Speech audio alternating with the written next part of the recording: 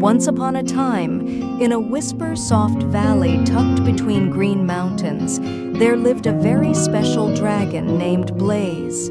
The valley was full of sunshine and flowers, but Blaze lived all alone. He had a tiny problem. When he got nervous, achoo! He sneezed fire, and that scared everyone away.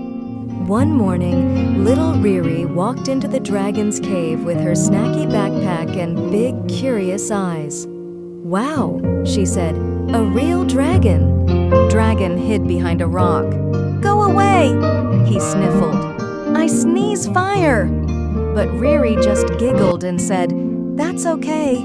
I sneeze jelly beans in my dreams." Dragon blinked, then gave a little smile. Riri took out a crumpled paper.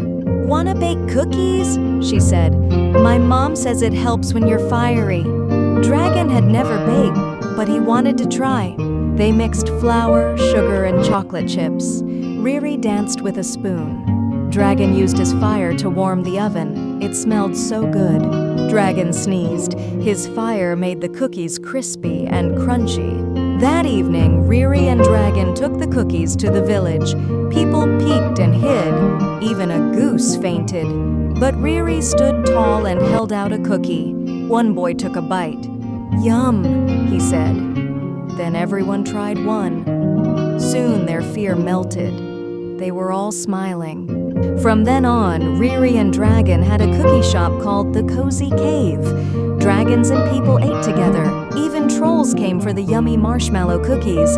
When Dragon sneezed, Riri said, "Let's bake." Dragon wasn't alone.